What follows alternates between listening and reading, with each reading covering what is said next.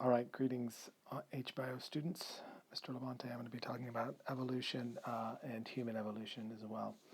I might separate this into two presentations depending on how long it takes.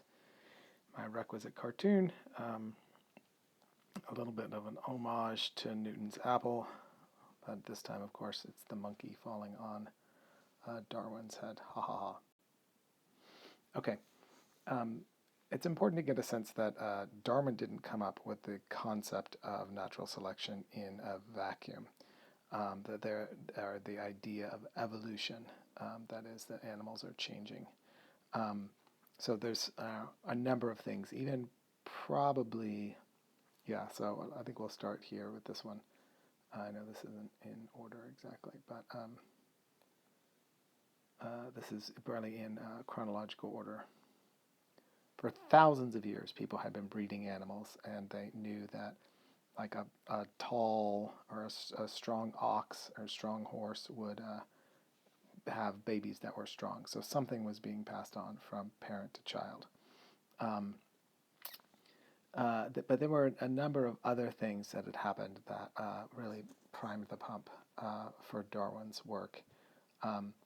While the concept of the age of the Earth was increasing and increasing and increasing, and whereas it was nowhere near as old as it is now, Lyell came up with this text, The Principles of Geology, which said that the Earth was hundreds of thousands of years old, and that's as opposed to like 4,000 years old, which was a biblical concept of it.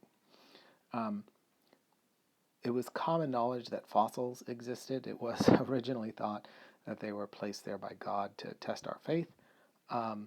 But this guy Cuvier identified the jawbone of an elephant. These are the elephant jawbones that hadn't existed. That no longer existed on the Earth. And so there's this question, like, wait a second. If we're going with the Bible and God put every single animal on the planet and put them exactly where they're supposed to be, and that's where they've been forever, why is it that there are fossils of animals that no longer exist? You probably know Carolus Linnaeus, so Linnaean classification. We are Homo sapiens, right? So kingdom, domain, kingdom, phylum, class, order, family, genus, species. So we had this binomial nomenclature. This is a comparison of us and ostriches, so we are both chordates, right? But then ostriches become aves and we're mammals, Homo sapien. So this existed prior to Darwin.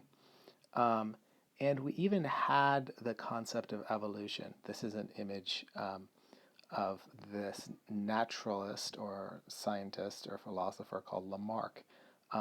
And his concept was that you have this complexification and diversification, so that if a giraffe stretched its neck during its lifetime, then it would pass on a stretched neck to its child, and its child would stretch its neck during its lifetime, and it would pass it on. So the use of a particular organ strengthens that organ. And so this was Lamarck's idea, and he actually called that evolution. So that's a change. So even that term was around. But really one of the key ideas that came to be was this work by this philosopher Malthus, and he came up with this concept of the Malthusian catastrophe. And his idea was that food production was moving at some kind of a linear rate, whereas population was going to move at an exponential rate. And at this point, when the population outstripped food, we would have competition for limited resources, and we would have a major problem. And this is a really important insight, and just changed the way people thought about things. And what it showed was that the most intense competition was not between species. So it's not from other species, but it's the same species. And it is for this reason that I absolutely love this image. And so I would call your attention to this little piggy right here. This little piggy is not getting one of the teats of the mom. This little piggy is small. This little piggy is sad. This little piggy is lame, not literally. And so this little piggy, its most intense competition is between it and its sisters and brothers. So this is a competition for limited resources. And so with this, what Darwin comes up with is that this is the Malthusian one. Organisms, think of that little pig, produce more offspring than can survive. That there is variation in this offspring, and that variation was inherited from the parents. And therefore, if one of the variations increases reproductive success, it gets passed on. So in the image before, you can think of like the strong, aggressive piggy who gets all of the milk. They are going to have more babies. She's going to have more babies than her sisters, and so aggressive pigginess is going to be passed on. And this is the idea of natural selection. So that's the theory that is moving the species, and the movement of the species is evolution. I'll sometimes use those interchangeably, but strictly speaking, natural selection is the theory that Darwin came up with. Evolution is the result of natural selection. And I want to say something about the theory. This is theory in the scientific term. So this explains a whole host of data and information, this theory. It's not theory in the terms of hypothesis, like, oh, I wonder if this is true. No, this is, we have seen this in action. We have seen natural selection occur, and we have seen speciation occur as a result of natural selection. So this is pretty much a settled topic, and we'll have a chance, hopefully, to look at some of that depending on time. Sorry. All right. There's a couple things that natural selection doesn't say. I know this is a super busy slide, but let's just go over a couple of them. Natural selection does not make a species better. So, for instance, natural selection was the result of creating sickle cells.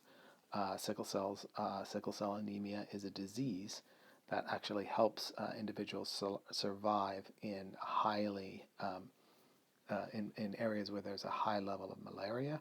But that's not really the best way to figure that out. And having sickle cell anemia is definitely not an improvement on the organism's life.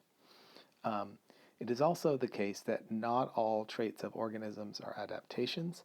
If you take your two thumbs and you hold them out at arm's length and you close one eye and you move them closer slowly while you're looking with your right eye at your left thumb, one of your thumbs is going to disappear, and that's because of the blind spot, which is right here. The reason that we have a blind spot is because our retinas are designed backwards.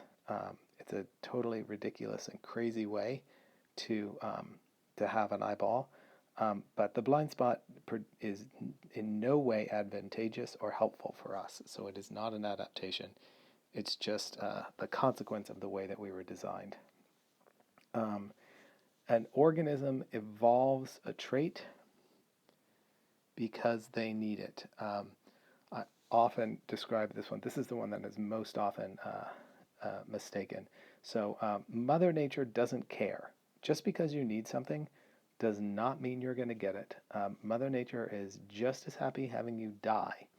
And you'll find scientists, PhDs, people that work in biology, even in evolution, will make this mistake all the time. They'll be like, there was a drought, so the birds got thicker beaks. That word so implies that the birds needed thicker beaks and therefore they got them. Mother Nature doesn't care. Nobody cares. All the birds could die. That would also be an option. And then finally, anything is possible. An example of this would be a giraffe neck.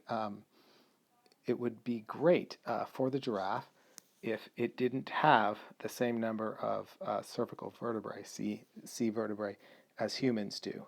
But that body plan was decided on before the giraffe's neck started growing, and it was not possible, the way genes develop and move, for the giraffe to add 5 or 6 or 10 or 15 cervical vertebrae. The only option that the giraffe had was to have longer cervical vertebrae. And then I talked about the theory. All right, so this is just because it'd be a good idea doesn't mean you're going to get it. We don't have chainsaw hands as beavers.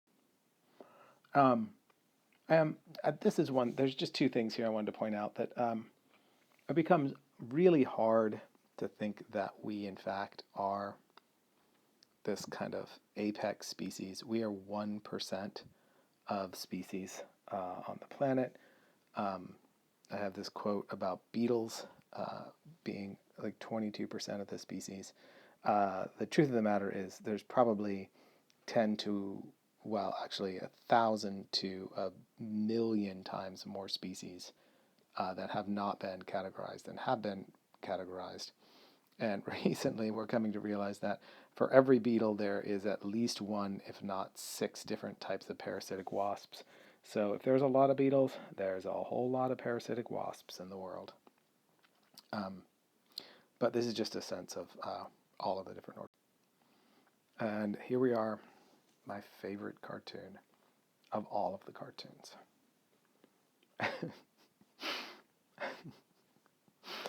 Don't ever say this to your child if wolves move in next door. All right, evidence for evolution. The same thing that Cuvier found, there are fossil records. There are animals that existed in the past that no longer exist on the planet. And one, obvious example for why that occurs is that was a changing, adapting form.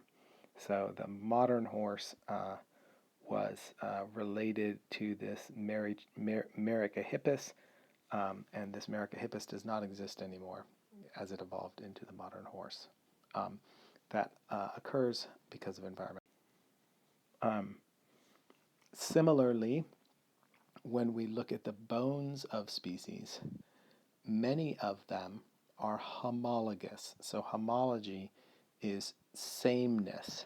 And so if you look at the bat or the whale or the cat or the human, you see that we all have, in this case, we have this ulna and radius, and they are all the same in these different organisms, even though they're used in different ways. So that's good evidence that the species evolved. So these are, again, these are homologous structures. This is the ulna and radius of the frog and the human. That is different than an analogous structure. An analogous structure is a structure that appears to be the same, but is not the same because of homology.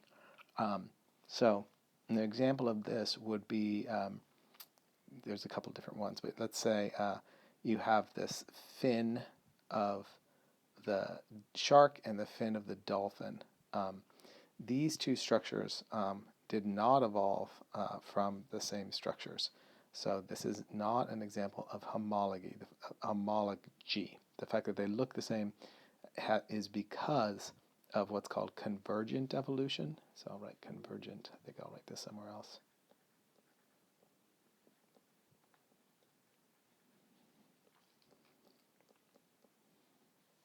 Because if you can think about it this way, the dolphin's forelimb used to look something like that before it evolved to go back into the water, right?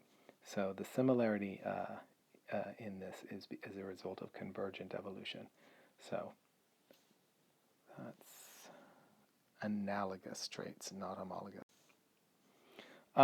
Another bit of evidence would be vestigial structures. So vestigial structures are structures in a living organism that have no apparent use. This is an image of the rear legs of a snake. So yes, snakes have legs. So those are the legs of a snake. The caesium or appendix in all of these different animals. For rabbit, koala, for these unguents, these are definitely used. They're important components. But when you get to things that are primarily meat eaters, possums and humans, they're very small and unused. Is that humans on the bottom? Okay, possums up here, sorry. Generally unused. So that's a vestigial structure. And, the caesium or the appendix it does have some uses for the immune system, but beyond that, not a lot. All right.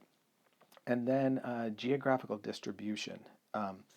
Animals that come from the same location end up being more closely related than animals that come from different locations, regardless of how they look. So the truth of the matter is that the pangolin and the horse, these two organisms, are more closely related than these two organisms. Armadillo is South American, and this is African.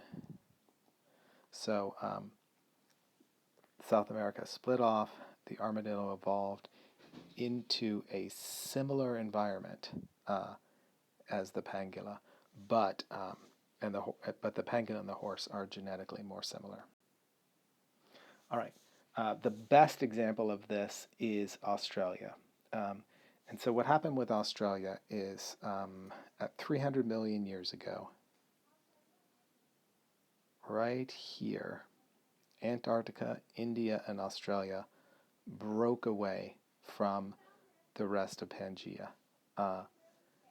That happened, so this break right here happened prior to placenta, to the formation of the placenta or the evolution of the placenta.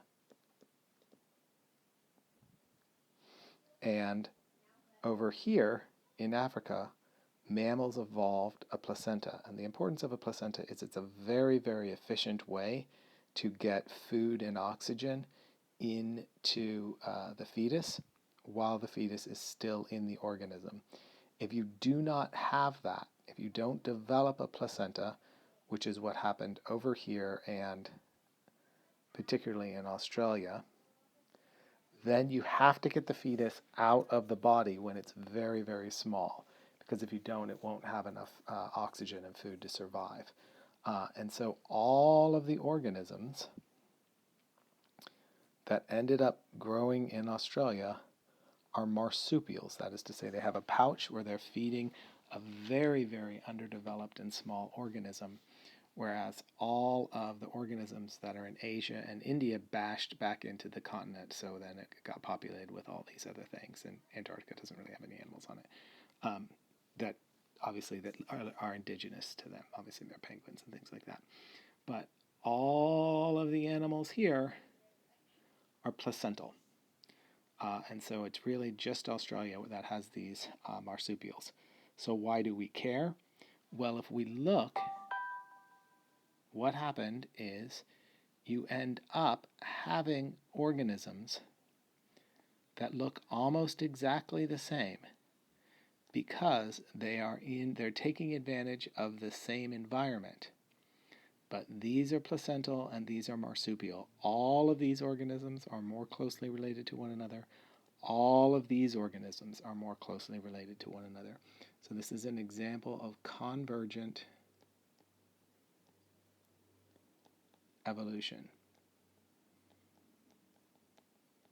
And what I mean by that is an organism that did not look like a mole in Australia and some other organism that didn't necessarily look a lot like a mole over in Asia, they began to evolve to live underground and eat insects and all of that. And because the job that they were doing was the same, they ended up looking the same, even though their ancestry did not look the same. Neither of the ancestors of these two organisms looked like what they look like. And this happens in a lot of different ways. One of the ways that it happens is contrivance.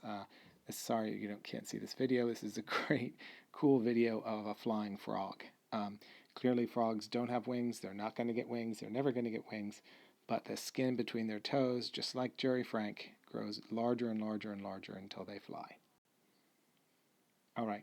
Um, you have a sense of this because we went over the Hardy-Weinberg principle. So that is allele frequencies in the population are going to stay the same.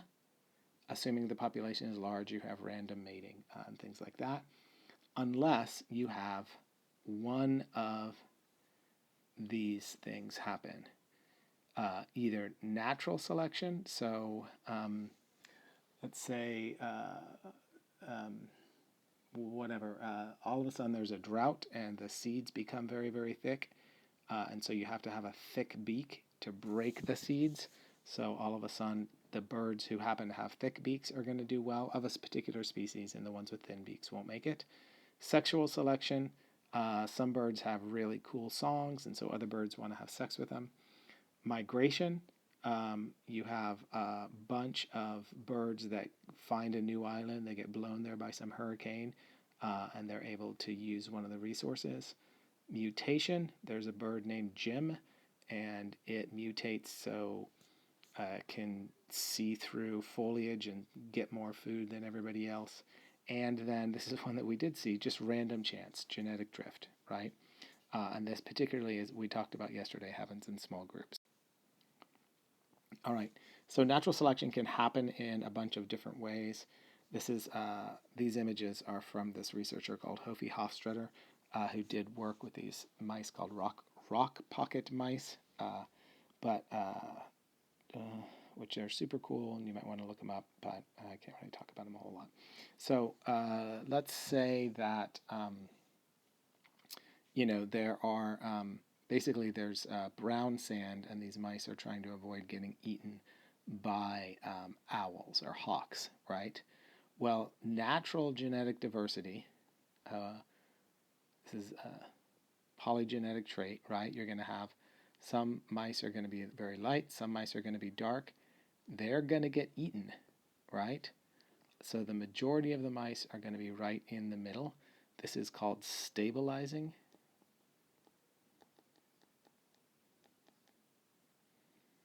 Selection. All right. It could be the case that, let's say, there's I don't know, some kind of an ash fall or something like that that makes in this case, let's say it makes the sand darker, right? Well, if that's the case and the sand gets darker, then what's going to occur is these mice are now going to be at a selective advantage. So this would be directional selection. And then finally, you can imagine that there's something like a dark lava flow. So all of a sudden, the ground becomes there. Let's just say there's a wind, and it picks up all of the light sand and blows all the light sand into one area, and it exposes all of the dark sand and leaves the dark sand in another area. All of a sudden, there is no tan sand, right? There's just a bunch of dark sand on one side and light sand on another. That would result in all of the tan mice dying, and that would be disruptive selection because it would destroy the middle and lead to what's called a bimodal distribution. All right, so here's the question. So we've maybe we should talk about what species are. So a species, a definition of a species is a group of organisms that can mate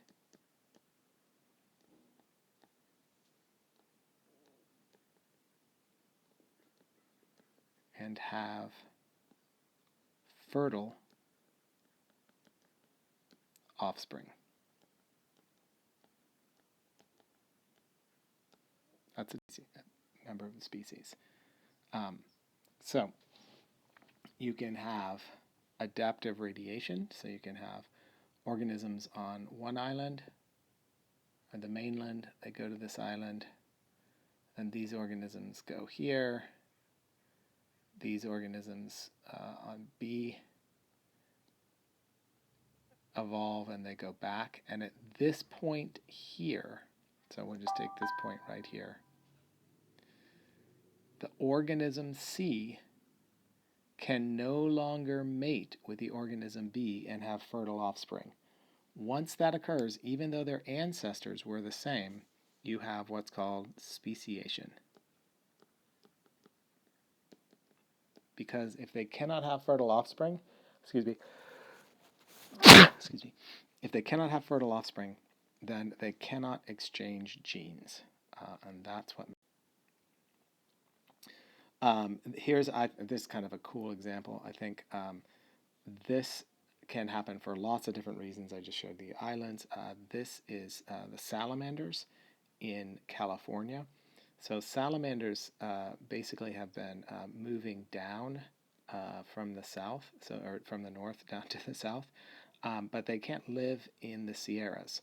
So they branched here. They continued to migrate, but by the time they got back together over here in the northern part of LA, they had formed completely different species. So all of these species down here, even though when they were up here they were the same species, after I don't know how long it was, many years, by the time the ones that were on the eastern side of the Sierra got back around, they had ended up speciating. They could no longer mate and have fertile offspring.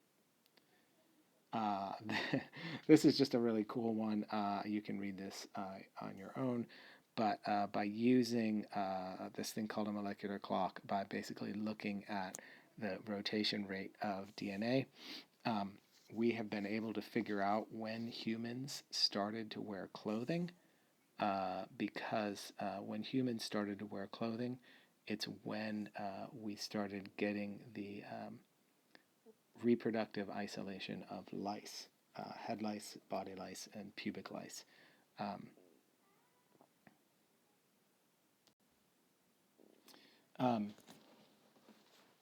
And then, so let's just look at one topic about, like, why do I care, Mr. Labonte? I'm not going to get lice, so you could get lice, but what might be even more important is some of the pressures that we put on organisms that we want to protect ourselves from. So this is a graph that talks about antibiotic resistance. So if we continually expose bacteria to antibiotics, their general genetic diversity is going to lead to a scenario where they are resistant to the antibiotics that we're using. Antibiotics are not an infinite resource. We will run out of antibiotics, and we will end up with multi-antibiotic resistant bacteria. And then it will be as it was before we discovered antibiotics. We'll have nothing to fight or to combat these. And the way that happens is we expose bacteria to antibiotics, period. So whenever possible, we should not be exposing bacteria to antibiotics. We should only do it when we absolutely have to. But another thing that's problematic is most of the bacteria that are exposed to antibiotics die. And this is why it's super important to take your antibiotics for the full amount of time.